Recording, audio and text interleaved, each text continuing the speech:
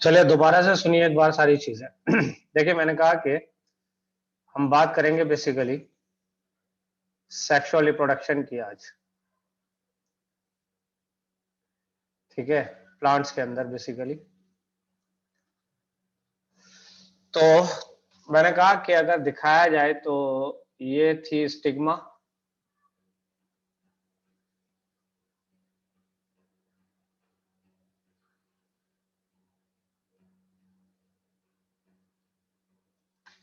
और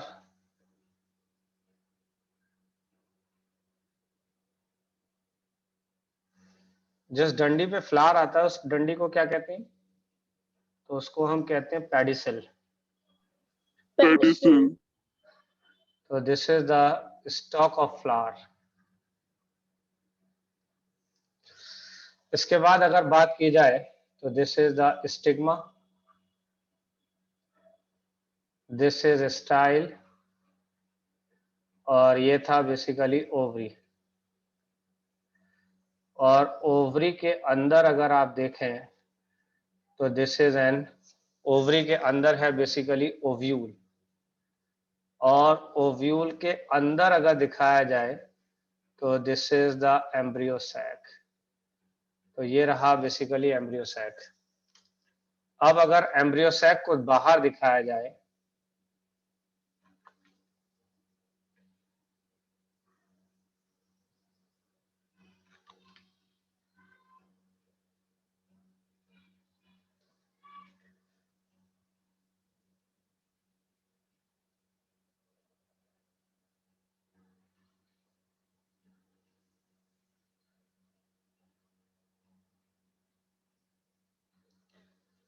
तो अगर यहां पर बात की जाए तो ये तीनों सेल्स क्या कहलाते थे? Antipodal cells. That is antipodal cells. ये जो साहब आवाज निकाल रहे हैं टेढ़ी मेढ़ी, वो ना आवाज निकालें, वो चुपचाप बैठे रहे, उनको आवाज निकालने की जरूरत नहीं है बिल्कुल भी। उसके बाद ये जो न्यूक्लियाई है इसको हम क्या कहेंगे? तो that is a polar nuclei. ये क्या है? This is an egg. और ये दोनों सेल कौन से हैं? तो दैट इज अ सिनर्जिड्स। और जिस सेल के अंदर ये पोलर न्यूक्लियाई थे that is known as a central cell. यहां तक चीजें समझ में आई कि ये मैंने एम्ब्रियोसैक को यहां दिखाया है। और एम्ब्रियोसैक में अगर देखा जाए तो एंटीपोलर सेल्स कितने थे? 3। एग कितना था? 1। सेंट्रल सेल कितना था? 1। सिनर्जिड कितने थे? 2। तो इससे अगर देखा जाए तो ये सारे मिला के हो गए 7 सेल्ड। और अगर सबकी न्यूक्लियाई देखेंगे तो टोटल न्यूक्लियाई आपको मिलेंगी दैट इज एन 8 न्यूक्लियाई। तो नेक्स्ट मैंने कहा कि आफ्टर पॉलिनेशन,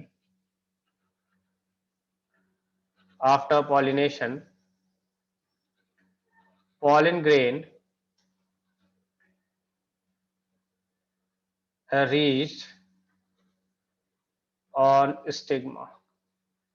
तो पॉलिनेशन के बाद अगर देखेंगे तो पॉलिन ग्रेन जो है वो पहुंच चुका होगा स्टिग्मा पर, where it form pollen tube. जहां पर ये क्या फॉर्म करेगा? दैट इज ये फॉर्म करेगा पॉलन ट्यूब।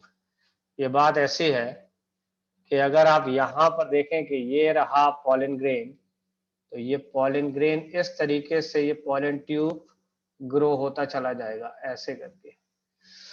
तो मैंने कहा कि pollen tube grow towards egg. तो पॉलन ट्यूब किस तरफ ग्रो करेगा? टुवर्ड्स एग की तरफ। और एग की बात करें तो ये है एग। तो इसका मतलब एग का मतलब हुआ ये एग है एम्ब्रियो सैक में, तो ये एम्ब्रियो सैक की तरफ ग्रो करना शुरू कर देगा पॉलन ट्यूब। तो pollen tube grow towards egg. फिर एक और इम्पॉर्टेंट बहुत बात मैंने यहाँ लिखा है, मैंने कहा कि pollen tube contain 2 male gamete। pollen tube के अंदर अगर देखें तो 2 मेल गैमीट्स हैं। ये बहुत इंपॉर्टेंट बात है, पहले ही बता रहा हूं कि pollen tube के अंदर अगर देखेंगे आप तो 2 मेल गैमीट्स मौजूद हैं। इसके बाद यहां पर दोबारा से देख लीजिए, इसी बातों को मैं दोबारा पढ़ रहा हूं कि जब पॉलन ग्रेन पॉलिनेशन के बाद में स्टिग्मा पे पहुंच जाएगा तो स्टिग्मा पर पहुंचने पर ये पॉलन ट्यूब बनाएगा। पॉलन ट्यूब जो है वो ग्रो करेगा किस तरफ? ये ग्रो करेगा एग की तरफ। एग का मतलब हुआ एम्ब्रियो सैक की तरफ ग्रो करेगा। और पॉलन ट्यूब के अंदर अगर देखें तो 2 मेल गैमीट्स मौजूद हैं। ठीक है, मैंने कहा कि next pollen tube enter in embryo sac through synergids।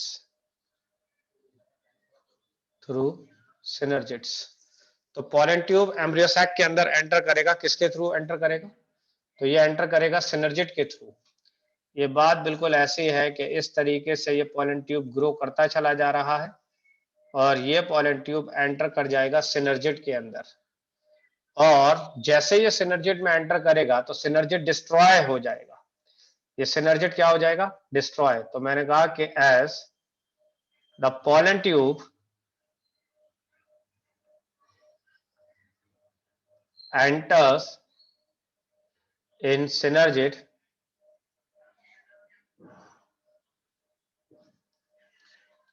both the synergid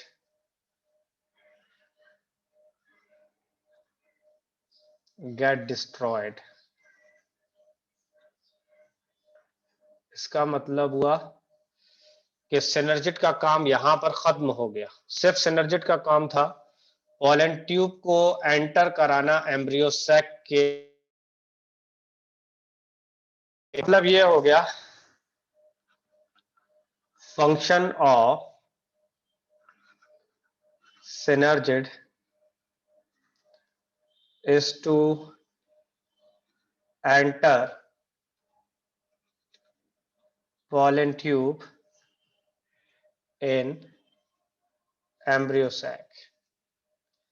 सिर्फ ये फंक्शन था सिनर्जिड का कि पॉलन ट्यूब को एंटर कराना एम्ब्रियो सैक के अंदर, ये काम था सिनर्जिड का। मैंने कहा कि pollen tube release 2 male gametes.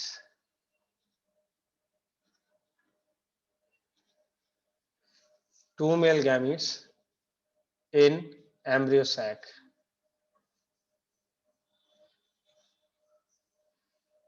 तो अगर देखा जाए तो पॉलन ट्यूब क्या रिलीज कर रहा है एम्ब्रियो सैक के अंदर? तो पॉलन ट्यूब रिलीज कर रहा है 2 मेल गैमीट एम्ब्रियो सैक के अंदर। ये बात समझ में आई? तो दोबारा से हर एक पॉइंट को पढ़िए और मतलब बताइए जल्दी से क्या क्या मतलब है। पहला पॉइंट क्या कहा है यहाँ पर? हाँ जी, पहला पॉइंट क्या कह रहा है? एक की तरफ ग्रो होने लगता है। यानी पॉलन ग्रेन जब स्टिग्मा पर पहुंच जाएगा तो पहला काम ये क्या करेगा? पॉलन ट्यूब बनाएगा। पॉलन ट्यूब बनाएगा। और अगर पॉलन ट्यूब बनाएगा तो इस प्रोसेस को हम कहते हैं सिफोनोगेमी। यानी फॉर्मेशन ऑफ पॉलन ट्यूब को हम क्या कहते हैं? That is known as siphonogamy. तो this is the formation of pollen tube. तो पॉलन ट्यूब के फॉर्मेशन को आपने क्या नाम दे दिया? That is known as siphonogamy. Clear है बात? जब एक बार पॉलन ट्यूब बन जाएगा तो पॉलन ट्यूब किस तरफ ग्रो करेगा ये बताइए? एग की तरफ। एग की तरफ। एग किसके अंदर है? Embryo. Embryo sac. Embryo sac. Embryo sac किसके अंदर है? ओव्यूल।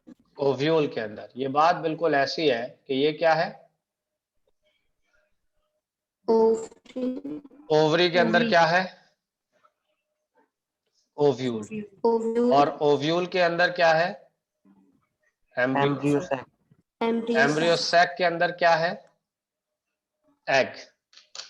तो ये बताइए कि ओवरी के अंदर क्या है? ओव्यूल, ओव्यूल है। और ओव्यूल के अंदर क्या है? Embryo sac, embryo sac. Embryo sac के अंदर क्या है? एग, एग है। दिखाई दे रहा है ये एग या नहीं है? एक इंपॉर्टेंट बात मैं आपको पहले ही Yes, बता sir. दूं कि फर्टिलाइजेशन के बाद ओवरी चेंज हो जाएगी फ्रूट में। ओवरी किस में चेंज हो जाएगी? फ्रूट में। फ्रूट, और ओव्यूल चेंज हो जाएगा सीड में। समझ रहे हैं? और एग जो है ये एम्ब्रियो बना देगा। एग क्या बना देगा? एम्ब्रियो। फर्टिलाइजेशन के बाद है ये सारी बातें, अभी समझ लीजिए। तो ये सब आफ्टर फर्टिलाइजेशन है कि फर्टिलाइजेशन के बाद ओवरी किस में चेंज हुई Fruit, और ओव्यूल किस में चेंज हुआ seed, और एम्ब्रियो और एग किस में चेंज हो जाएगा? एम्ब्रियो, embryos, एम्ब्रियो के अंदर। अच्छा एक बात बताइए कि जो पॉलन ट्यूब ग्रो कर रहा था एग की तरफ, उस पॉलन ट्यूब के अंदर क्या मौजूद है? 2 मेल गैमेट, 2 मेल गैमीट्स मौजूद है। पॉलन ट्यूब किसके अंदर एंटर कर जाएगा? एम्ब्रियो सैक, एम्ब्रियो सैक के अंदर। किसके थ्रू एंटर करेगा? synergids, synergid. तो एक बात ये बताइए कि सिनर्जिड का काम क्या है? सिनर्जिड का फंक्शन क्या है? to enter pollen tube. यानी पॉलन ट्यूब को Pollen tube. एंटर कराना। क्लियर है ये बात? और पॉलन ट्यूब के अंदर क्या मौजूद था? 2 male 2 male gametes, gamete, 2 male gamete. तो अल्टीमेटली 2 मेल गैमीट्स कहाँ रिलीज हो जाएंगे? embryos, अल्टीमेटली egg में, जी किसके अंदर रिलीज हो जाएंगे? तो 2 मेल गैमीट रिलीज हो जाएंगे एम्ब्रियो सैक के अंदर। तो मैंने कहा कि फंक्शन ऑफ सिनर्जिड क्या था? क्या काम है सिनर्जिड का? सिनर्जिड का काम यही तो pollen था tube, कि पॉलन ट्यूब को एंटर कराना। किसके अंदर? Embryo sac, embryos, embryo sac के अंदर। और पॉलन ट्यूब जब एक बार अंदर चला जाएगा तो क्या रिलीज कर देगा? Male 2 gametes. Male gamete, 2 male gamete release कर देगा। किसके अंदर? Embryo sac, Embryo sac. Embryo sac के अंदर। यहां तक बातें समझ में आ रही हैं आप लोगों को? यस सर, yes sir, ठीक है। अब अगर यहां पर देखा जाए तो ये दोनों जो ब्लू कलर के मैंने दिखाए हैं ये वाले, ये दो, ये नजर आ रहे हैं दो, ये क्या कहलाएंगे? These are known as male gametes. क्या कहलाएंगे? Male gametes. male gametes, तो ये बताइए मेल गैमीट्स आए कहां से हैं? pollen Pollen tube, tube. Pollen tube से आए हैं। क्या ये बात सही है या नहीं है? yes sir, okay. एक पॉलन ट्यूब फ्यूज करेगा या फर्टिलाइज करेगा एग के साथ में। एक पॉलन ट्यूब किसके साथ फर्टिलाइज कर देगा? Egg. egg के साथ, और एक मेल गैमीट फर्टिलाइज करेगा पोलर न्यूक्लियाई के साथ। यानी एक मेल गैमीट किससे फर्टिलाइज कर रहा है? egg के साथ, और एक मेल गैमीट, दूसरा वाला मेल गैमीट किससे फर्टिलाइज कर रहा है? polar nuclei, पोलर न्यूक्लियाई के साथ। तो अल्टीमेटली यहां पर कितने फर्टिलाइजेशन हो रहे हैं? 2, 2, 2 फर्टिलाइजेशन हो रहे हैं। तो मैंने कहा कि 1 male gamete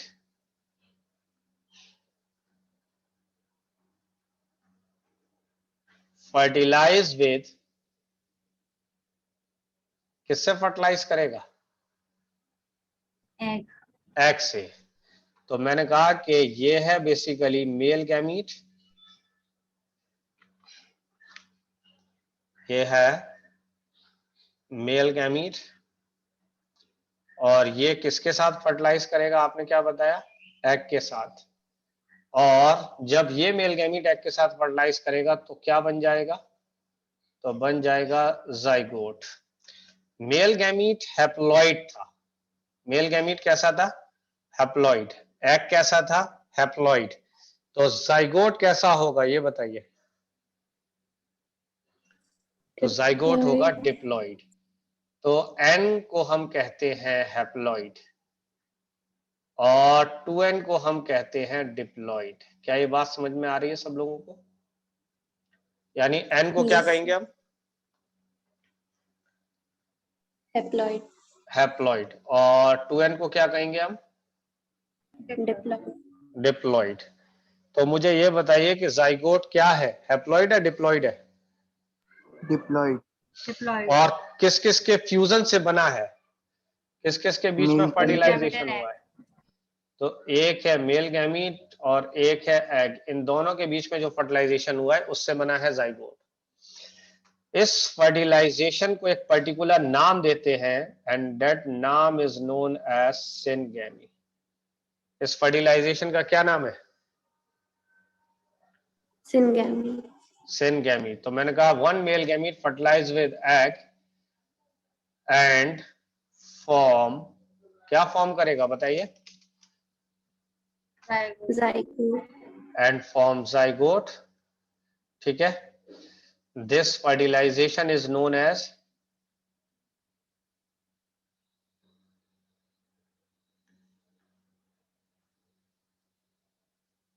this fertilization is known as क्या कहलाएगा बताइए? Syngone. Syngamy. That is a syngamy. तो इस फर्टिलाइजेशन को आप कह देंगे सिनगैमी। यहां तक बात क्लियर है? ये Yes, sir. बताइए कि जाइगोट सिंगल सेल है या डबल सेल है?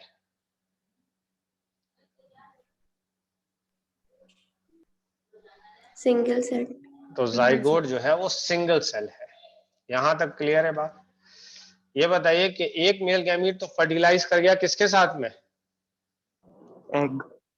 और दूसरा मेल गैमीट किससे फर्टिलाइज करेगा? Polar nuclei. पोलर न्यूक्लियाई से। तो मैंने कहा कि ये रहा मेल गैमीट और ये फर्टिलाइज किया पोलर न्यूक्लियाई से। पोलर न्यूक्लियाई का मतलब हुआ ये। और अगर आप देखें तो यहां पे कितने न्यूक्लियाई इन्वॉल्व हो रहे हैं? हाँ जी, Two. टोटल दो तो ये रहे, Two. एक ये नहीं है। 3. Yes.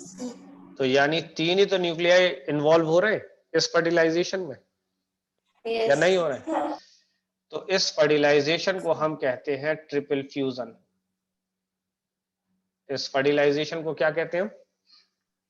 Triple fusion. Triple fusion. Triple fusion. Triple fusion. और ट्रिपल फ्यूजन से जो बनेगा वो बनेगा एंडोस्पर्म। ट्रिपल फ्यूजन से क्या बनेगा? ये बनेगा एंडोस्पर्म। यहां पर मैंने एंडोस्पर्म लिखा है 3n, तो इसका मतलब n क्या होता था जरा बताइए? Haploid. Haploid. 2n क्या होता था? Diploid. और अगर 3n की बात कर लें तो 3n क्या हो जाएगा? Triple fusion. Triploid. That is a triploid. बात समझ में आ रही है या नहीं है? Yes, sir. ओके, अगर मैं आपसे ये पूछूं कि जाइगोट कैसा है तो आपका जवाब क्या है? Single cell. That is diploid. Zygote क्या है? डिप्लॉइड। और मेल गैमीट और एग क्या है? Haploid. Haploid. हैप्लॉइड। एंडोस्पर्म कैसा है? Triploid. Triploid. अच्छा एक बात बताइए कि एंडोस्पर्म को बनाने के लिए कितने न्यूक्लियाई चाहिए थे? 3. 3। इसका मतलब 3 न्यूक्लियस आपस में फ्यूज हुए हैं, इस वजह से इस फर्टिलाइजेशन का नाम पड़ गया ट्रिपल फ्यूजन। क्या ये बात सही है? Yes, sir. अच्छा, अगर जाइगोट में देखें तो जाइगोट में कितने न्यूक्लियाई मिले थे? 2. 2। इसीलिए क्या कहलाता है? Diploid. और एग के अंदर कितने न्यूक्लियाई थे? 1. 1. 1। इसका मतलब Haploid. हैप्लॉइड। तो मैंने कहा यहां पे मैंने लिखा है कि other male gamete fertilize with other male gamete fertilize with two polar nuclei. क्या ये बात सही है? And Yes. फॉर्म, क्या फॉर्म करेगा बताइए? Endosperm. Endosperm. And form endosperm. Clear है? This Yes, fertilization is called, इस फर्टिलाइजेशन को आप क्या कहेंगे? This fertilization is called triple fusion. इस फर्टिलाइजेशन को क्या कहेंगे? Triple fusion. Triple fusion. Triple fusion. तो एक बात बताइए कि सिनगेमी क्या बनाता था? Zygote. सिनगेमी बनाता था जाइगोट। और ट्रिपल फ्यूजन क्या बनाता था? Endosperm. Endosperm. एंडोस्पर्म। ठीक है। अब यहां पर अगर देखें तो कितने फर्टिलाइजेशन हुए?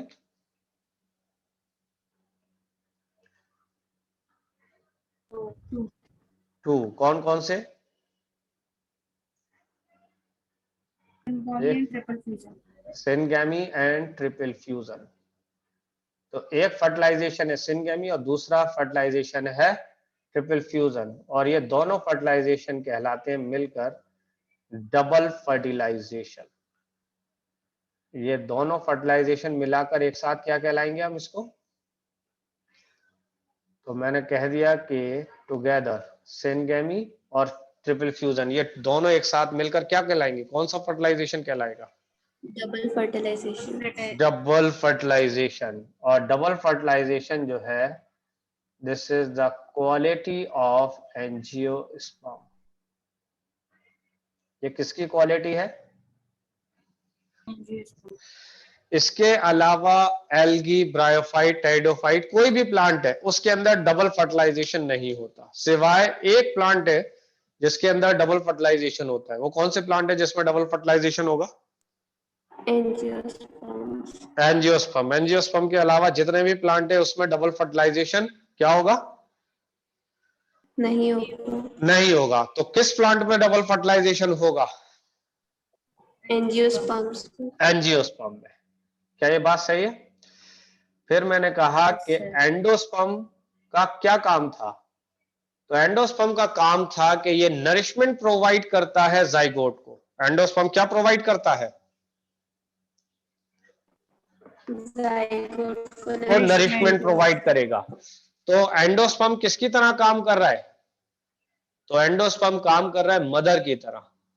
जैसे मदर अपने बेबी को नरिश कराती है, बिल्कुल उसी तरीके से एंडोस्पर्म भी यहां पे जाइगोट को नरिश कराएगा। तो मैंने कहा कि endosperm gives nourishment to developing zygote. तो endosperm give nourishment to developing zygote, यानी एंडोस्पर्म जो है वो नरिशमेंट प्रोवाइड करेगा to for the developing zygote, so called mother of zygote. इसीलिए क्या कहलाता है ये? Mother of zygote. क्या ये बात समझ में आई आप लोगों को या नहीं आई है? Yes, sir. एक बात ये बताइए कि कितने लोग ऐसे हैं जिन्होंने एंडोस्पर्म देखा है?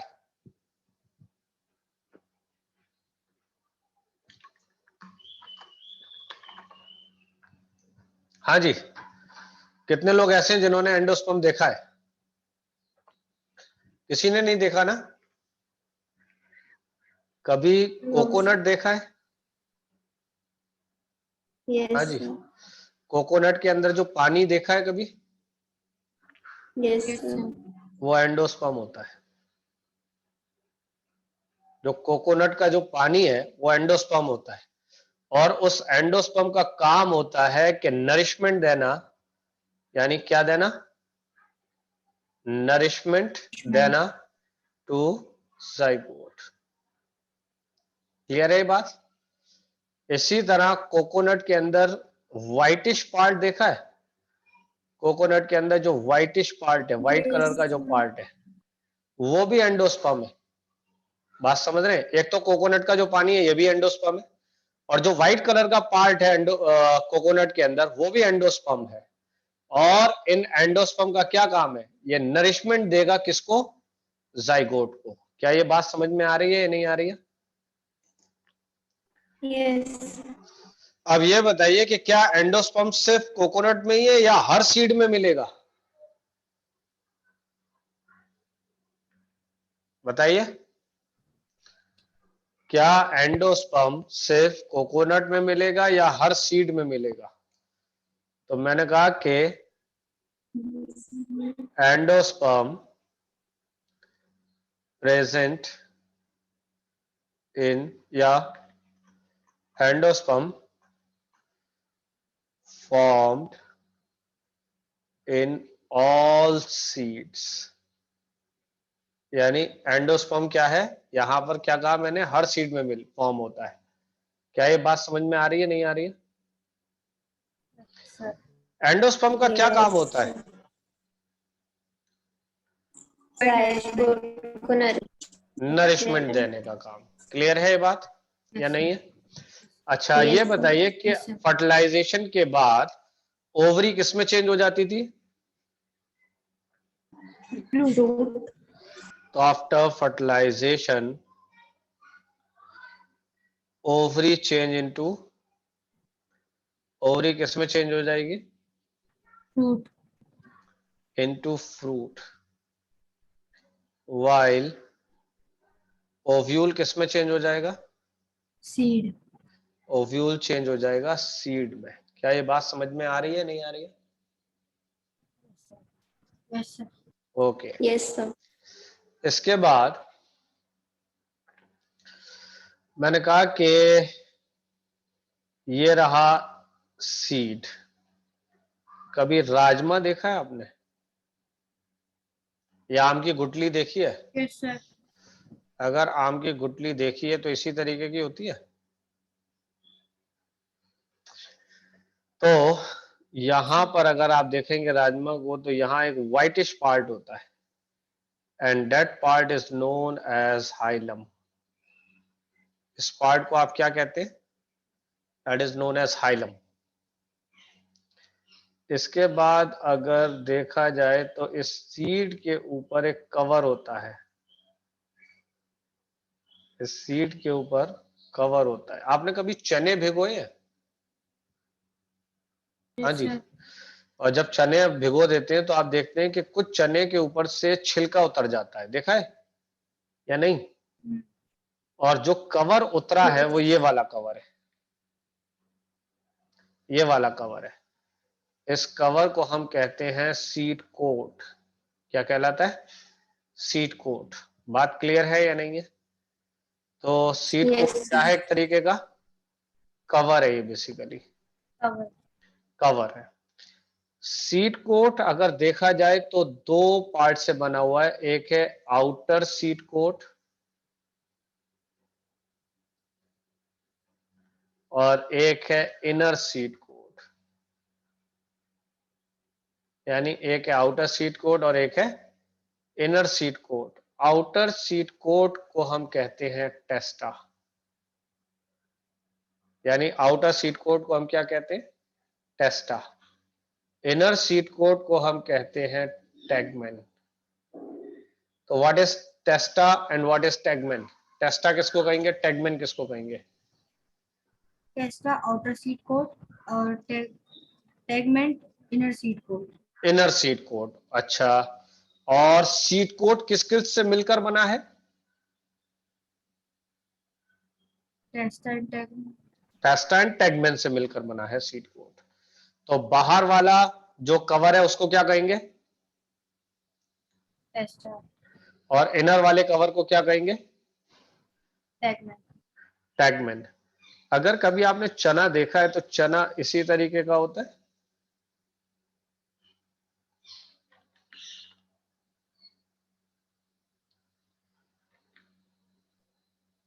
Yes. और इसके ऊपर इस तरीके का ऐसे करके कवर होता है। ठीक है, ये जो दो कवर हैं ये वाले, ये जो दो कवर हैं इसको आप कह देते हैं कॉटिलीडन्स। क्या कहलाते हैं ये कहलाते हैं कॉटिलीडन्स। cotyledons, ऐसे ही कभी मटर देखा है?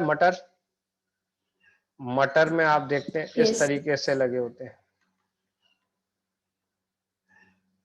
ऐसे करके। तो ये दोनों के दोनों ये क्या है? कॉटिलीडन्स है। cotyledons, तो इस सीड में भी अगर देखें आप, तो ये भी सीड के अंदर भी ये क्या है? कॉटिलीडन। तो कॉटिलीडन को समझ में आई बात या नहीं आई? बताइए, कॉटिलीडन समझ में आया नहीं आया? तो कॉटिलीडन का मतलब होता है that is a seed leaves. Cotyledon का क्या मतलब है? leaves, सीड लीव्स, यानी सीड की जो पत्तियां हैं, एक पत्ती ये हो गई, एक पत्ती ये हो गई, तो जो सीड की पत्तियां हैं उसको हम कहते हैं कॉटिलीडन। तो यहां पर आपने देखा कि ये कॉटिलीडन है, समझ रहे? और इसके जस्ट बराबर में एक और कॉटिलीडन है, तो दो कॉटिलीडन है। इसके बाद जब आप इस सीड को जमीन में लगा देंगे तो आप देखेंगे कि इस सीड में से एक इस तरीके का प्लांट निकल आया है, ऐसे करके एक छोटा सा प्लांट निकल आया है। क्या ये बात समझ में आ रही है? नहीं आ रही है? Yes, sir. अच्छा ठीक है, अगर आ रही है तो इस पार्ट को मैंने यहां पर दिखा दिया कि ये देखिए, ये प्लांट का ये पार्ट इस तरीके से निकला हुआ है, ऐसे करके ये पार्ट है।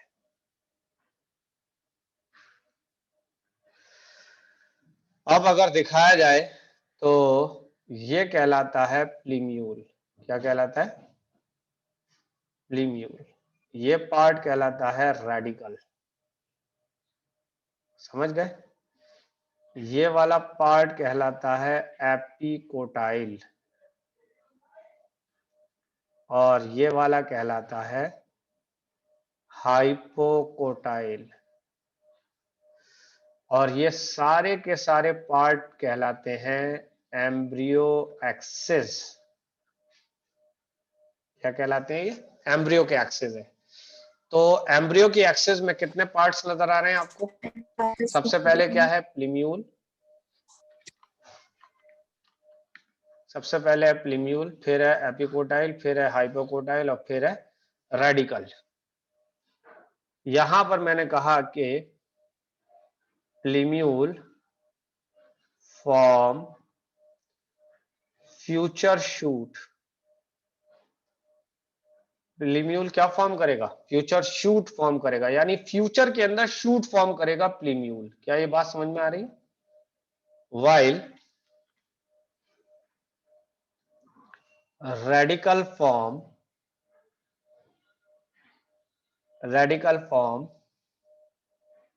Future root. तो आर से रेडिकल और आर से रूट, तो रेडिकल फ्यूचर में क्या बनाएगा? Root. रूट। अच्छा ये बताइए कि ये जो सीड में से जो छोटा सा प्लांट निकला है, इस प्लांट के पार्ट को आपने क्या नाम दे दिया? That is known as seedling. क्या कहलाता है ये? सीडलिंग। तो सीडलिंग के अंदर कौन कौन से पार्ट्स हैं?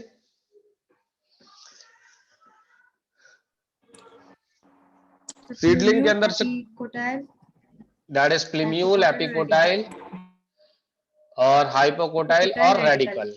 ठीक है, प्लीम्यूल आगे चल के क्या बनाएगा फ्यूचर में? Shoot. शूट बनाएगा। और रेडिकल आगे चल के क्या बनाएगा? root, दैट इज रूट बनाएगा। क्या ये बात समझ में आ रही है yes, sir. Yes, sir. या नहीं आ रही है? Yes, sir. आ रही है समझ. Yes, sir. सभी लोगों को समझ में आ गया यहां तक या नहीं? Yes, sir. हाँ, यहां तक क्लियर है? जल्दी बताइए। Yes, sir. ठीक है, तो इसको यहीं पर आज कंप्लीट करते हैं। ये वाला पोर्शन आपका